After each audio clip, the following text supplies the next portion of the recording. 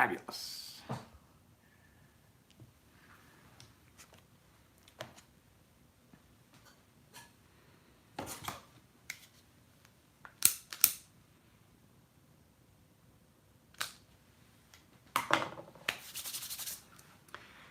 Wow.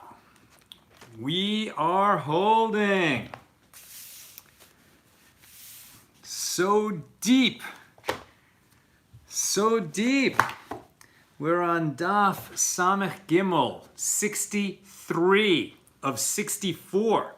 Tomorrow, with God's help, we'll be making a siyum, completing the first tractate of the Talmud. Don't have the exact time yet, though it's likely to be at around noon Pacific. Expecting a surprise guest. Don't want to jinx it by announcing the surprise guest. But with God's help, we should be having a surprise guest tomorrow on AT Daily and our first siyum, completing this tractate. Who's in the house? Kelly Sue, Cherry Ramirez is in from St. Joe, Missouri. Christo Cheney's in from Lubbock, Texas. Robin Hunter from Birmingham, Alabama. Let's go, people. Put in the comments. Just say hello. Say good, hello, shalom. You can even say good Shabbos. On Thursday, you could say good Shabbos. It'll be Shabbos tomorrow night. But the more comments we have, the more something is happening according to Facebook, and the more people will be shown this show in their feed, in their news feed. And this is a good one.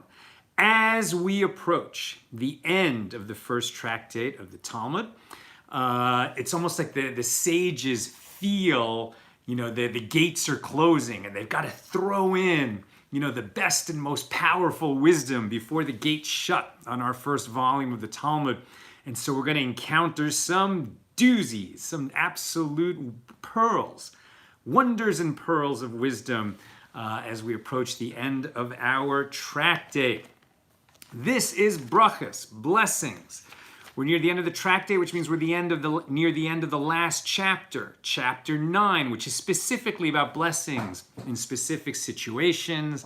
We're in the final Mishnah of this chapter and of the tractate. And our Mishnah had a lot of stuff in it, a lot of different ideas.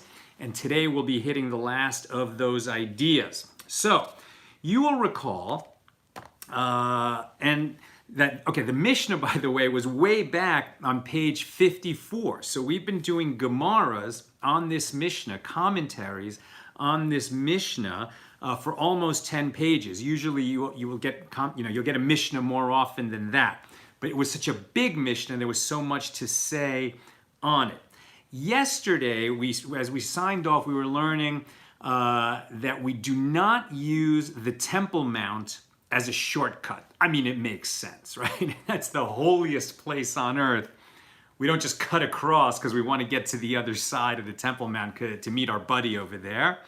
You don't use the Temple Mount as a shortcut. You can enter and pray or bring a sacrifice in the old days, or pray, let's say. Thank God for your blessings. And then if it's more convenient to leave on the other side, that's okay. But you don't cut across the Temple Mount as a shortcut. Hopefully that'll be muted over there. And likewise, we don't use a synagogue, even today, as a shortcut, right? So if it's that much more convenient, go in, pray, and then go out the other side. But don't just cut across. It's considered disrespectful. On the subject of the temple, we learned something fascinating. What is the word that we say most often, probably in prayer services? I mean, I'm sure it's one of the names of God that comes up the most, but God has several different names that are used in a prayer service. And, it's probably not the word we use the most often, but certainly a word that comes up a lot, right? And that is Amen. It's a very important word. We say it all the time. We say it in our prayers, and we say it in our conversation. When somebody says a good thing, we say Amen, emphasizing that if that statement should be a hopeful statement, a prayer of a statement, as it were, that it should come true. But really, Amen means that we have faith that God is a true and faithful judge, right? In all that entails, God is true and is faithful, right? But on the Temple Mount, we did not answer blessings with amen. It's kind of interesting, right? The Temple Mount was almost considered too holy of a place to use the word amen, which is more of a common answer to a blessing. It's very important. Our sages have said earlier in this tractate that the one who says amen is of equal stature, and some will even argue greater than the one who made the blessing, to which the amen was an answer, because the one who says amen completes the statement, right? A blessing plus an amen is complete, and the one who completes is the one who says amen. But in the temple, when the temple stood and the priests were bringing sacrifices on behalf of the people and themselves, when a blessing was made, the answer was not amen. They had a higher and holier answer. They actually had two answers that they would use. And let me read those. One was, "Blessed are you, Lord, God of Israel, from everlasting until everlasting." Right? It's more stately, right? Blessed are you, Lord, God of Israel. That's three names. You, Lord, God of Israel, from everlasting unto everlasting. It's almost like you're so close. The presence of God was palpable when the temple stood at all times. There were miracles performed there constantly. And in that presence, it's almost like you don't want to cut off whatever you were doing, even if it's with the blessing and the answer. So you stretch it out a little bit, feel it more, make it a little bit holier. And the alternative answer is one that we still use today when we say the Shema. Right? We'll say, "Hear, O Israel, the Lord our God, the Lord is one. Blessed be the name of his glorious kingdom forever and ever." It's beautiful, right? Not just amen, but blessed be the name of his glorious kingdom forever and ever. Okay. Back to our Mishnah. So on this subject of treating God's name with great respect and reverence, there was a risk, right? We never want to make God's name a kind of pedestrian thing. It's almost like that's why we were afraid a little bit of the amen, and they made it a little higher and more special in the temple. However, in the culture, people spend, they don't dedicate themselves enough as a culture, as a people, as a human population on earth to making God's name great in this world. Tragically, most people don't know or don't care. In some generations, people go out of their way to be disrespectful and to say, "Yeah, that's not for me, that's all nonsense." Imagine the arrogance of somebody to be an atheist. I'm sorry, it's not for me. To say that you don't know, that you doubt, that you're a skeptic, that you're agnostic, that you haven't seen the evidence, okay. But to me, an atheist is somebody who says, "Yeah, I know, I'm sure that, God forbid, there is no God." It's a crazy statement. And yet there are many people who are that arrogant about it living in this time and in other times in history. And so the sages, even 2,000 years ago, said it is a positive value to introduce God's name even into our everyday conversation.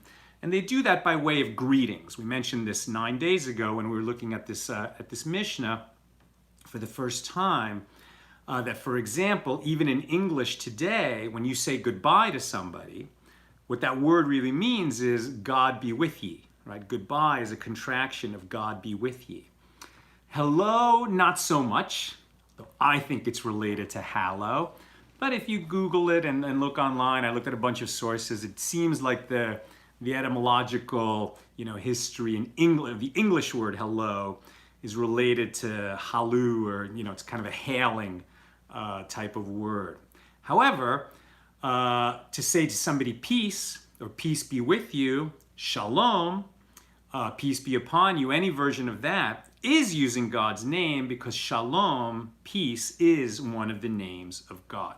So our sages like that, even at the risk of making God's name a little bit ordinary, right? Like if people are just using it as a greeting and not thinking about it, then it almost would diminish God's stature a little bit. But this is a risk that the sages were willing to take in order to have God's name and therefore God's presence more, effectively present in our lives. Okay.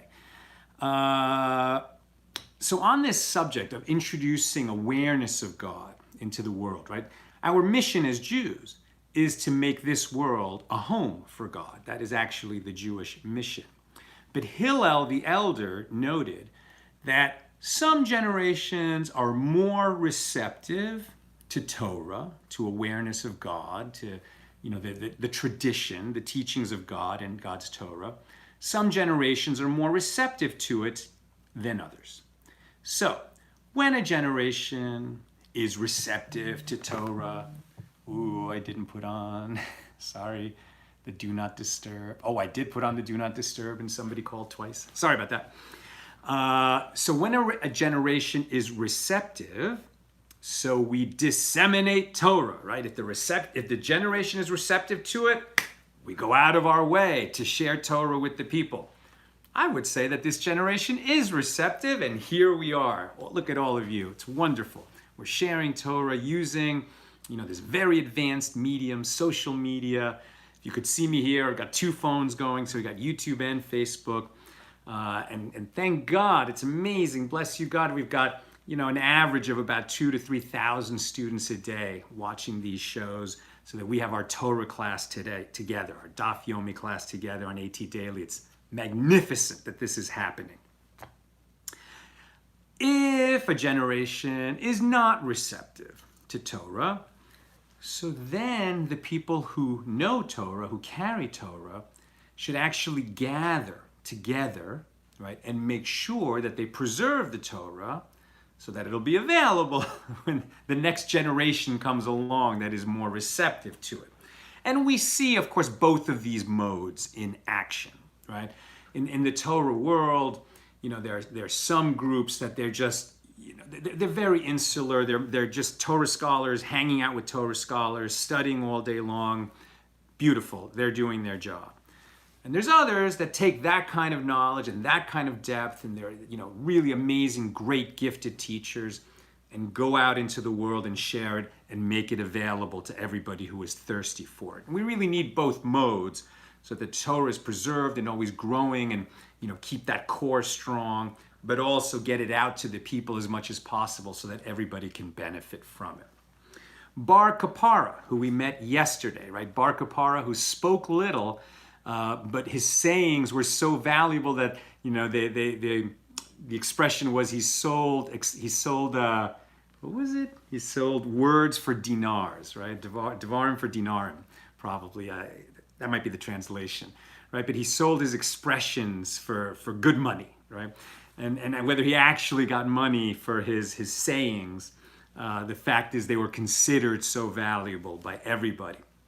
Sometimes they sound very simple. You got to think about it because he's deep, right? So Bar Kapara, and he was one of the last generations of the Tanaim, right? The rabbis of the Mishnah. And he would say, another good one, we said yesterday, right? That when they sound the horn in Rome, son of a fig seller, sell your father's figs, right? If the price is high for figs, don't wait for permission to sell them. Go sell your father's figs while the price is high. Today, we have the complimentary saying from Bar Kapara, if the price drops, buy. As my friend Avi Peretz said to me while we were in Washington, he said, yeah, I figured out a long time ago, it's a real deep thought. Buy low, sell high. We all know that, but do we do it? Do we do it? Are we smart with business, right? We don't have to be a billionaire to know the business principle of buy low, sell high. But if we don't, actually keep our eyes alert for those opportunities and then act, then what are we doing? We're just standing by like a shack on the side of the road while everybody else is going out there and making money. I am talking about money now. Money is important. In fact, we have a teaching on this page that one who would grow in wisdom should study monetary matters of Torah, right? When we, in our journey through the Talmud, when we get right into the middle, Bava Kama, Bava Metzia, we're going to study a lot of basically monetary matters, contract law. Why? Because that's what most people spend their day doing. And we must do our financial affairs in a Torah way, right? It is the easiest place to forget to be righteous is when we're just, buying and selling, dealing with money. But one of the, primary ways to keep a sense of righteousness, to keep Torah in our lives as we wheel and deal, as we buy and sell, is to tithe, right? We must tithe. We must set aside, the ideal number is 10% or as high as 20% if you're a wealthy person, to set that money aside for righteous causes. But strictly, like every time the money, like we've done this now, it's been fantastic for us. Every time we get income, 90% goes into a regular bank account, 10% goes into a separate account, the Meiser account, the tzedakah or charity account, and then we're just looking for good causes to share from our Meiser account. It's very important, and this makes God your partner in your business, whatever your business is, right?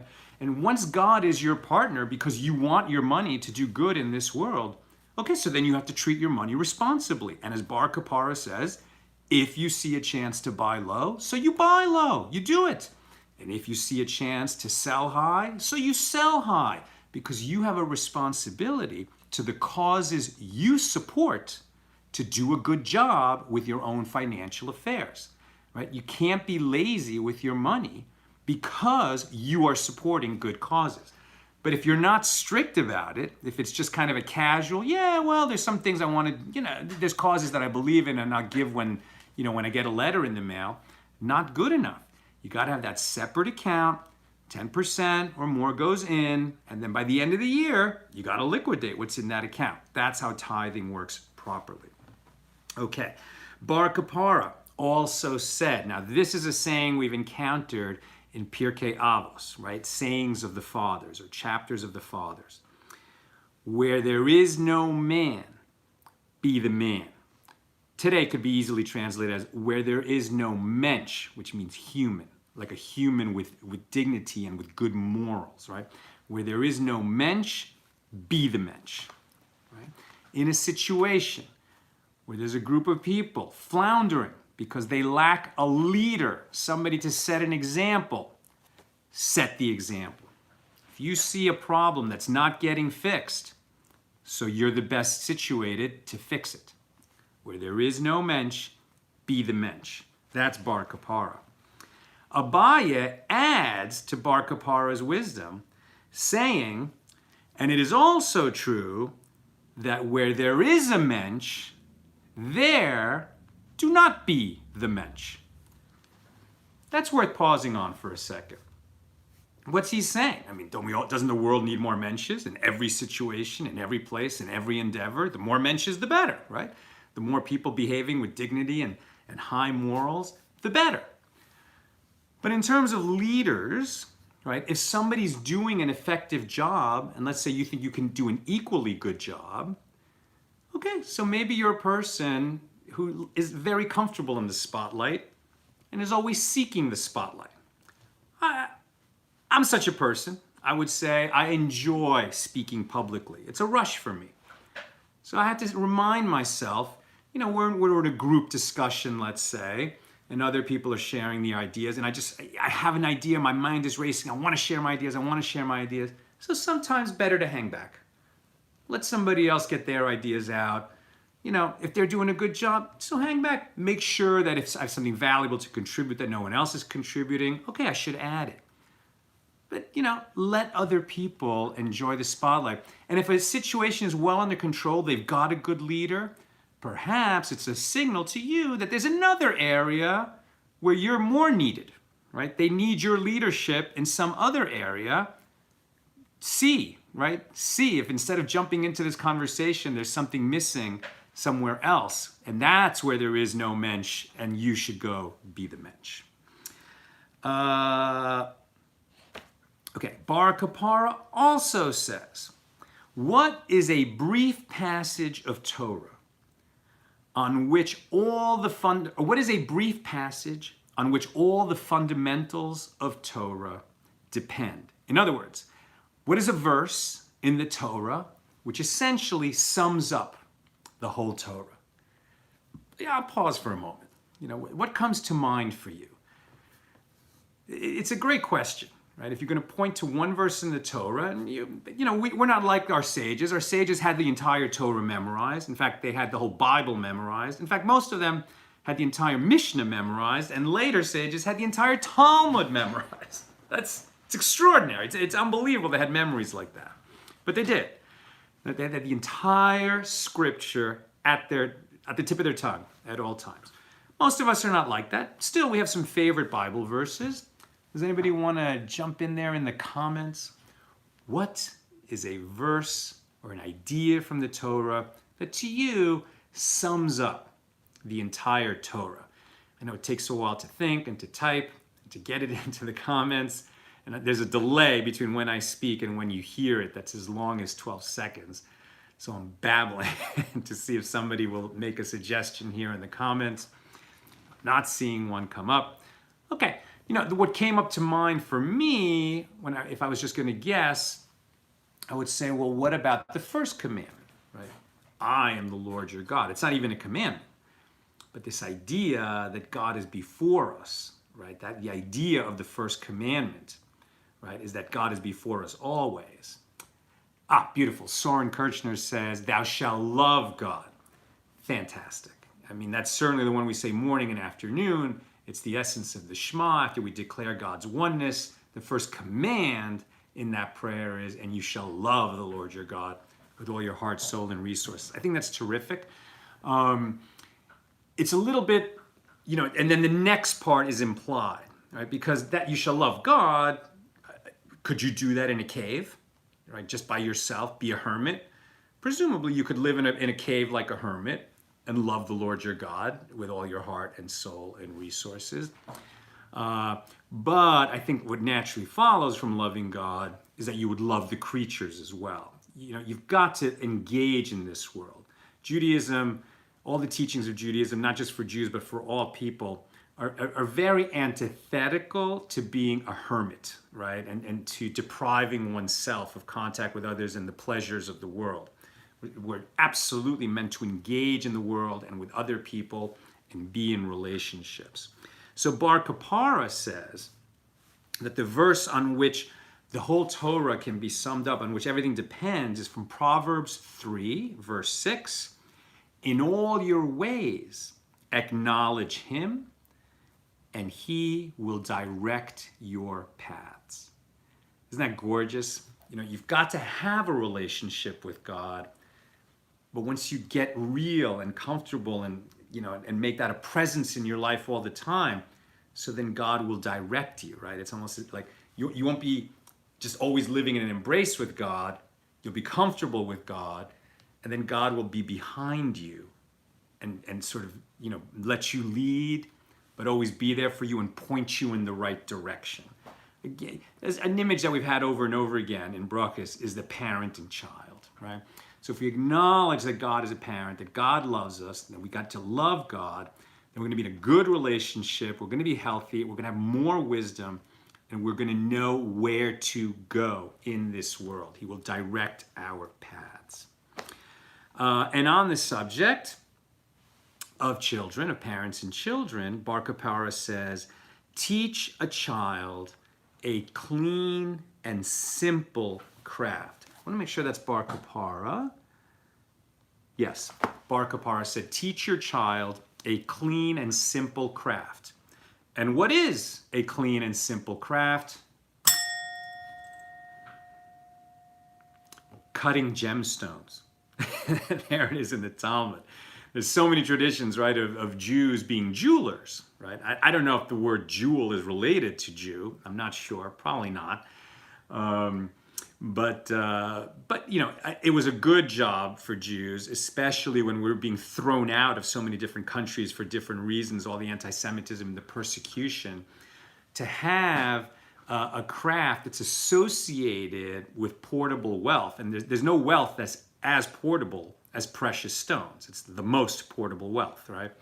And so you always have to be ready, because God forbid they're going to come after you. You may have to leave in the middle of the night and to escape with your life. My grandmother, passing through a concentration camp, losing her husband and saving her baby daughter, was always ready. The house was full of food. She didn't keep a suitcase packed, but she kept a suitcase handy, and she could have packed that thing and been out the door in a hurry if necessary, right? And you'll see many Jews who've been through the Holocaust and other kinds of persecutions will keep gold coins around, will have portable wealth, will have access to liquid wealth.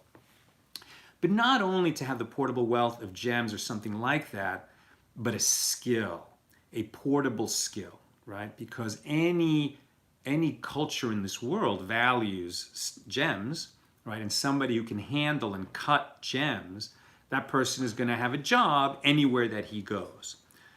Doctors, why are Jews so often doctors? Because everywhere you go in the world, they need doctors. That is a valued and portable profession, a good and clean, simple and clean profession. Medicine is not simple, okay. But anyway, I think the lesson there is make sure your children have a skill that will serve them wherever they go. And that simple really meaning that they've got it, not just they tried it on a few weekends. Make sure that your child has a trade, a skill they can use. Rabbi Yehuda Hanasi, the editor of the Mishnah, so the last of the Tanas, the Tanaim, right, and setting up the Mishnah, which then the Amoraim will comment on. Rabbi Yehuda Hanasi, known familiarly in the Talmud as Rebbe. Rebbe said, don't have too many friends hanging out at your house. If your house becomes a place where your friends are always hanging out, in and out, lots of them, eventually that will lead to quarreling. Right? Your house is a place for you and your family to live, and it's beautiful to host people and to take care of guests when they're passing through and to be a good host and serve meals, but don't overdo it. Rebbe also says, why are the passages of the Nazir and the Sota juxtaposed in the Torah? So the Nazir is the one who takes an oath not to drink wine or even benefit from grapes, right? Basically an oath not to drink wine. Like Samson. Samson would eventually become a Nazir, right? And you also don't cut your hair if you're a Nazir. And it's a not commanded, it's absolutely optional level, a much higher level of devotion to God.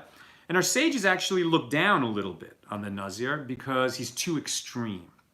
But at any rate, one can do that. The path to it is laid out in the Torah.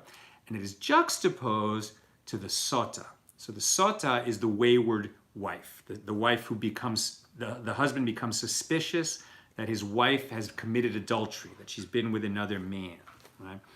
And there's very particular conditions under which he would be justified in being suspicious of that, namely that she was secluded with another man when she should not have been after being warned not to do that. But at any rate, he has some kind of, founded suspicion that she cheated on him. And so he would take her to Jerusalem, where she would have to swear an oath on the Temple Mount, in the temple, particular conditions where some words with God's name on it are written on a piece of paper, dissolved in water. She drinks the waters, what are they called? Not the waters of truth, not the waters of bitterness, maybe the water, I can't forget what they're called. But at any rate, it's a potion of water with these, this name of God written in ink on a paper and then dissolved in this water. And she drinks it, and if she did indeed cheat on her husband, that water will kill her. But if she did not, if she's innocent, then she will survive the trial. And in fact, if she hasn't been able to get pregnant before that, this will help her to get pregnant. It's kind of a crazy story. But here, Rebbe is saying that these two laws, the law of the Nazir and the law of the Sotah, are next to each other in the Torah to teach you that alcohol and adultery go together. They're there to teach you that, don't overdo alcohol because it will lead to sinful and highly regrettable behavior. And I think we can all understand that point. It sounds like common sense. Excuse me. Chizkiah ben Parnach said that Rabbi Yochanan said that the Sotah, so the Nazir is next to the Sotah, and on the other side of the Sotah in the Torah are the laws of Terumah, right, of Terumot. So Terumah is tithing, right? It's setting aside a particular tithe for the priest. And so Chizkiah is saying that if you don't tithe your income properly and set aside the portion of the Kohen, of the priest, so then you will measure for measure come to need the services of the priest in the trial of the Sotah. Here essentially blaming the husband, right? If the husband is not living his life in an upright way, and something will go wrong at home, he'll come to be in a not a good relationship with his wife, where the possibility, of her wayward and suspicious behavior would lead to the trial of the Sotah, but it's because he did not tithe properly. And even more, if you don't tithe properly, if you don't set aside a portion of your income as you should, eventually it will lead to Sotah, and beyond that, it will lead to you needing to receive the tithe of the poor, right? So if you don't set aside a portion of your income for righteous causes, eventually you will lose your fortune and you will need charity from the community, according to Rabbi Chizkiah. Rav Nachman bar Yitzchak. So we have a bunch of, they're almost unrelated, but what's happening here is just, pearls of wisdom as the gates are closing on tractate Berachos, the first tractate of the Talmud. And we're just getting a bunch of somewhat related, but really it's just like we're in a section of wisdom. Boom, boom, let's get more wisdom. So Rav Nachman bar Yitzchak says regarding tithes, not only, do you not lose by, not only should you do it because it's the right thing to do, you're commanded to give tithes, but if you're scrupulous about giving tithes, you'll never have to worry because it'll all come back to you. The money that you give to charity will come back to you. You should trust that. It's one of the principles of this world. The money you give to charity will come back to you and make you wealthy. Why? Because God is your partner, right? And that's why we started off this section by saying you need to be scrupulous with your money. You need to be smart with your money. You can't be casual with your money, right? Because God is your partner. If you're tithing properly, right? So then God and you are partners for the righteous causes that you are supporting. Rabbi Tavi, in the name of Rabbi Yoshiah, says, one who is lax in his Torah study will come to lack strength at the time of adversity. Isn't that beautiful? Now this, in my opinion, is common sense. Right? This just makes sense.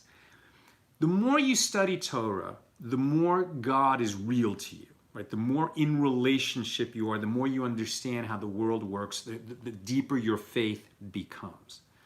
When adversity strikes in your life, as it must, unfortunately, in all our lives, sooner or later, it's just the way of the world, adversity will come. So when adversity comes, you'll have much more resolve, much greater strength, And you know where you can see this? There's many different forms of adversity. I mean, God forbid, it could be health challenges or financial challenges, all kinds of stuff. But the kind of adversity that comes up every day is people annoy us. Whether it's in your family, whether it's colleagues, whether it's strangers. I mean, people, it's just predictable that people around us will act like jerks, right? And they'll really annoy us, and our ire starts to rise, right? Our temper starts to rise. But a person who really spends a lot of time studying Torah has much greater perspective and just like, okay, so you're acting that way. for some reason you were sent to act that way in my life. I don't know what it is. I'm going to wait and see. I'm not going to get emotionally invested, in disliking you or fighting with you or hating on you. I may have a mission in this world. I may have work to do on behalf of society. The annoyance that you're sending my way may be harmful to society, so I need to fight against it. But I'm going to have inner strength, core strength, if I spend my hours in Torah study, if I put in enough time and work on that. Rav Safra said that Rabbi Abahu would relate. Now here we go with a story. I was almost going to leave this story out because there's just so much in this page. These pages in Berachos, they're just so rich with wisdom and with different stories that are important. But having just come back from AIPAC and celebrating the friendship between America and Israel, I felt like I just had to tell this story. So there was a Rabbi Hanina, the son of Rabbi Yehoshua's brother. Hanina, the son of Rabbi Yehoshua's brother. Now, he learned in Israel, right? He became a scholar in Israel before the Bar Kokhba revolt. So he lived in that time after the temple was destroyed and was learning in Israel as a young man before the Bar Kokhba rebellion, which really was a disaster, as we've spoken about before. It was rebellion against Rome with disastrous results. So many people were killed, so many Jews were killed, so many Torah scholars were killed. But before the Bar Kokhba rebellion, he already moved over to Babylonia, right, which at that time was part of the Persian Empire. After the Bar Kokhba, and he set up an academy of Torah. So when he went over there were a lot of Jews there, but there was not really great Torah learning. There was not a great Torah academy. And he started one. He was a great and gifted teacher. Then when back in Israel, the Bar Kokhba rebellion happened, and they started killing all the sages and persecuting them. That's when the 10 martyrs happened, and when Rabbi Akiva was killed. And all the great gifted Torah teachers in Israel were killed, right? So now, like the only great Torah learning that was still left wasn't happening in Israel anymore. It was, hundreds of miles away in Babylonia, right? In the Persian Empire, in this Rabbi Hanina's Torah Academy. So he did a great job, kept Torah alive, was transmitting Torah faithfully, but because there was no one really teaching Torah in Israel and was hardly any possibility of it, he thought to himself, well, there's certain things that are just going to be forgotten, they're going to be lost. Namely, intercalating the months, right? So now we have a kind of established calendar. You can look and you can go online to hebcal.com and you can see, on the Hebrew calendar when the first day of Passover is going to be 30 years from now. You can just look it up and it'll tell you what day of the week it's going to be and how it's going to relate to the Gregorian calendar that the rest of the world uses. And that's because the calendar has been set. But in ancient times, the calendar was not set. And it was the Sanhedrin that would determine when a new month had begun.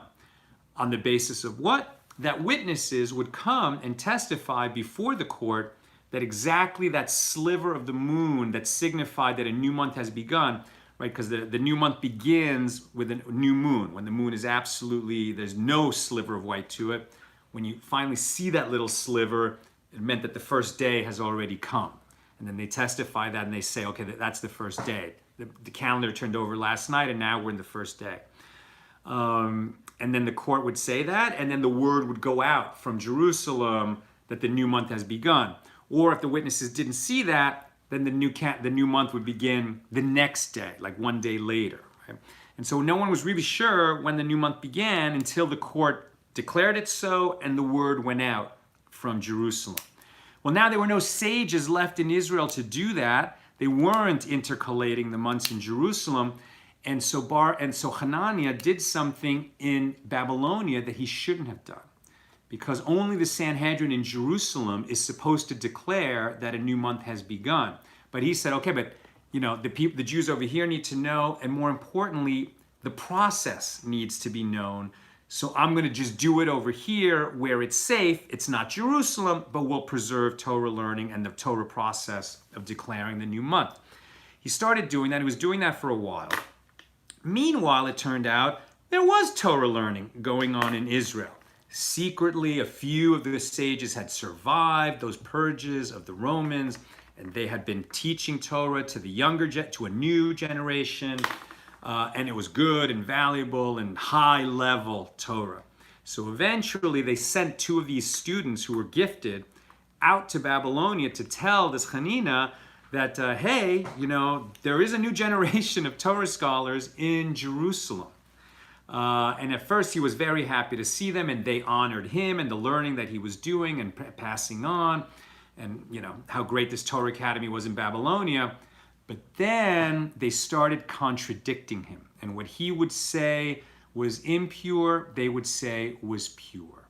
And he would say is not permitted, they would say is permitted, which is something you're not allowed to do. When a sage rules that something is impure, you're not allowed to come along, any sage, and say, no, actually it is pure. You don't do that.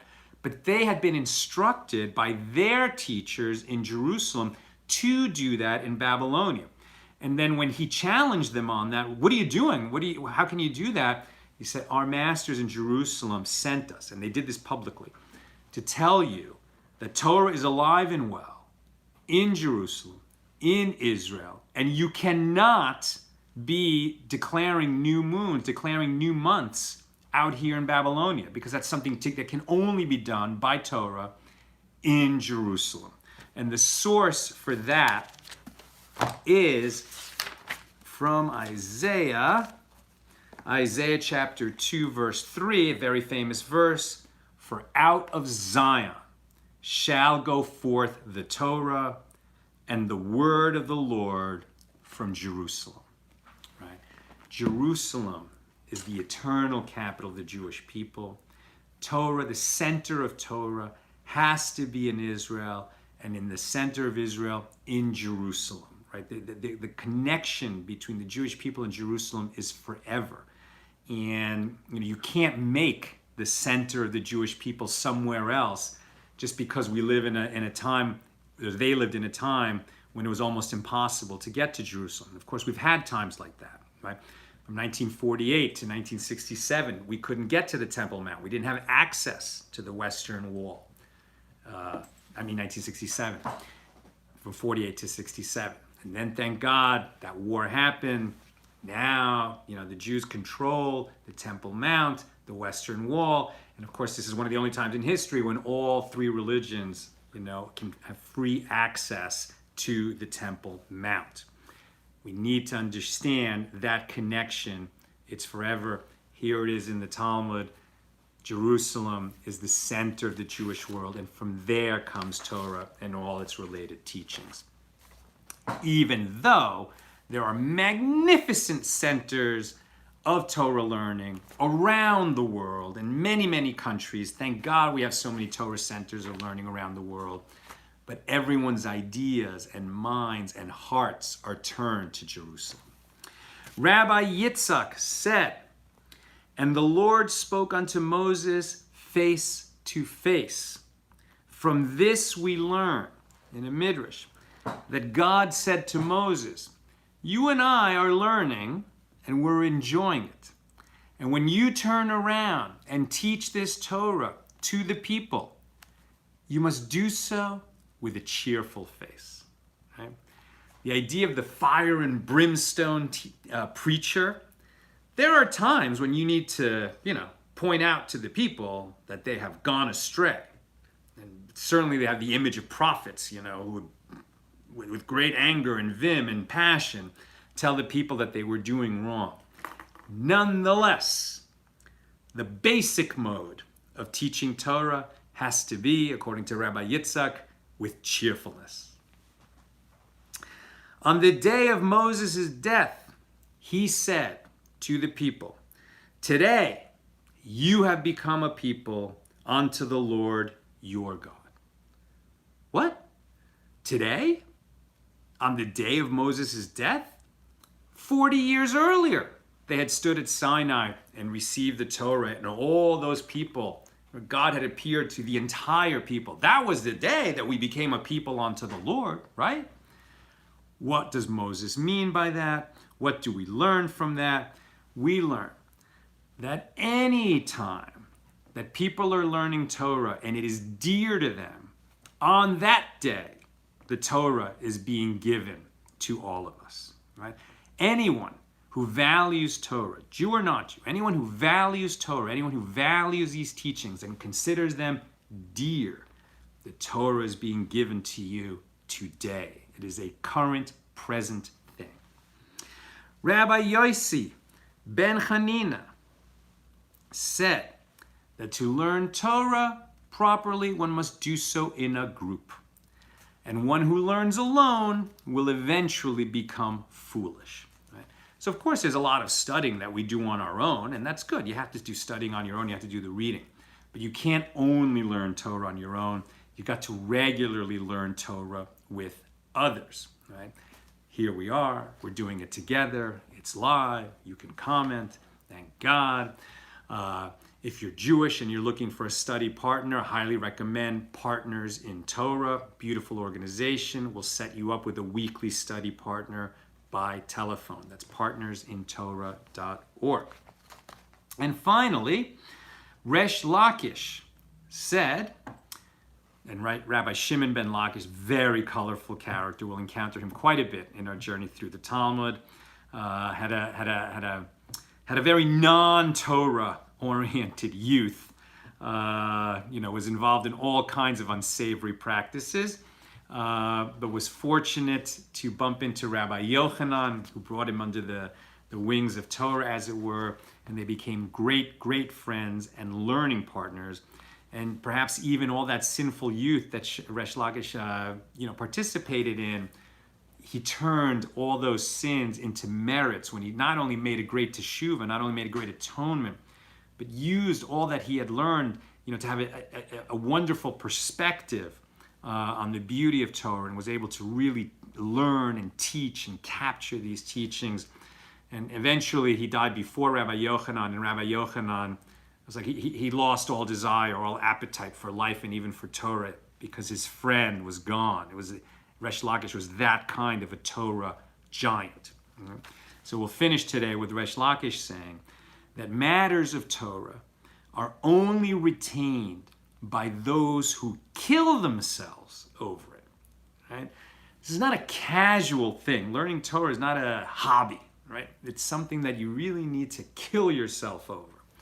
I was very scared to embark on this show on AT Daily, because for me to teach this, it's basically 2 hours a day, 7 days a week, every day. Even I have to, I read and prepare during Shabbat, and then I teach at Shabbat night. Motzi Shabbos, right, Saturday night. But it's biting off so much. But I can't tell you, it's so rewarding. Getting ready to share this with you every day.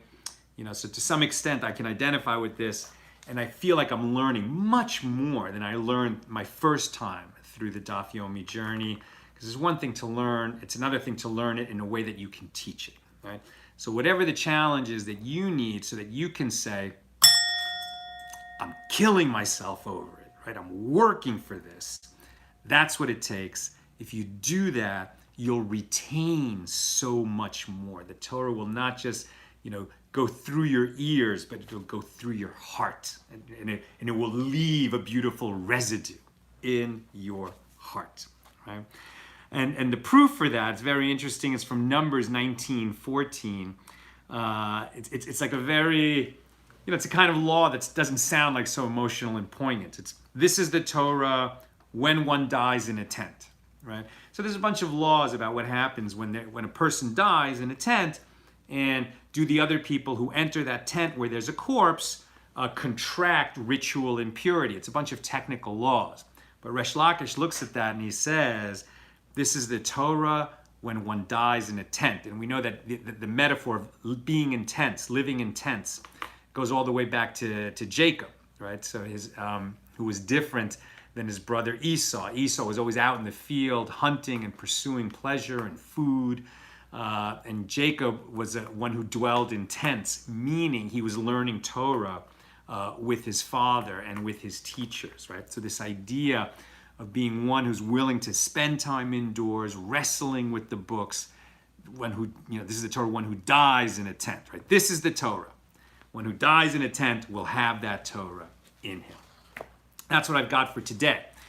Tomorrow will be a short daf, page 64, the final page, the final daf of tractate Berachos.